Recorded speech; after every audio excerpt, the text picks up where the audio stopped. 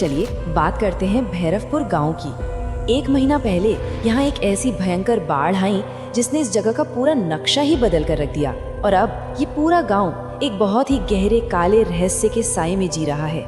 हुआ ये है कि पिछले सिर्फ 2 हफ्तों के अंदर 4 लोगों की डूबने से बहुत ही दर्दनाक मौत हो चुकी है।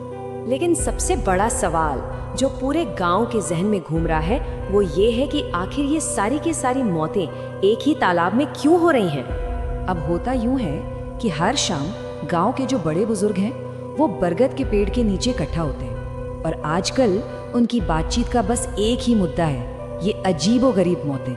देखिए पूरा भैरवपुर बाग के पानी से लबालब है, झीलें, तालाब सब कुछ भरा हुआ है, लेकिन हैरानी की बात यह है कि सारी मौतें सिर्फ और सिर्फ एक ही जगह हो रही हैं और वो है शमशान घाट के पास वाला कंकाल ताल। लेकिन गांव के एक बुजुर्ग हैं धनमोहन काका, वो इन सारी चिंताओं को आप कह सकते हैं कि सिरे से खारिज कर देते हैं। उनका तो बस यही कहना है, अरे रहने दो, ये गांव है, कोई मुंबई और दिल्ली थोड़े है, यहाँ तो ऐसे हादसे होते ही रहते हैं।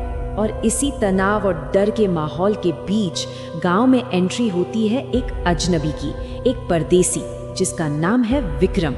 तो ये विक्रम आंतला गांव से आया है और पेशे से एक वकील है।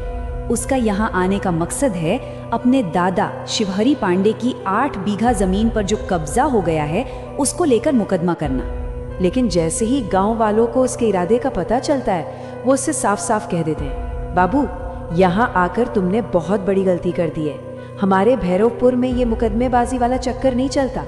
जब गांव वाले उसे कंकाल ताल के भूतों से दूर रहने की चेतावनी देते हैं तो विक्रम अपने घमंड में चूर होकर जवाब देता है, अरे भूत प्रेत आएगा तो उसे एक थप्पड़ मारकर सुला दूंगा, मैं कोई ऐसा वैसा नहीं, गोरे पहलवान का लड़का हूँ। गांव वालों के इस ठंडे बर्ताव से विक्रम को बहुत गुस्सा आता है और वो वही करता है जिसके लिए उसे मना किया गया था। वो अकेला ही रात के अंधेरे में शमशान घाट की ओर चल पड़ता है। अब यूं तो वो भूत प्रेत में बिल्कुल यकीन नहीं करता, लेकिन उन लंबे लंबे ताड़ के पेड़ों के बीच से गुजरते हुए उस अकेलेपन में उसका दिल जोर जोर से धड़कने लगता है। और तभी अचानक उसके ठीक सामने एक बहुत बड़ी विशाल परछाई आकर खड़ी हो जाती है, एक ऐसी आकृति जो दूर दूर तक किसी इंसान जैसी नहीं लगती। इससे पहले कि विक्रम कुछ भी समझ पाता, एक भयानक राक्षसी हाथ उसे दबोच लेता है और अंधेरे की तरफ घसीटने लगता है।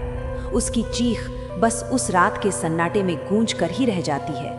उधर विक्रम के लिए परेशान गांव वाले मदद मांगने के लिए वीर सिंह काका के पास पहुंचते हैं और तब वो एक ऐसे भयानक राज का खुलासा करते हैं जिसे सुनकर रोंगटे खड़े हो जाएं।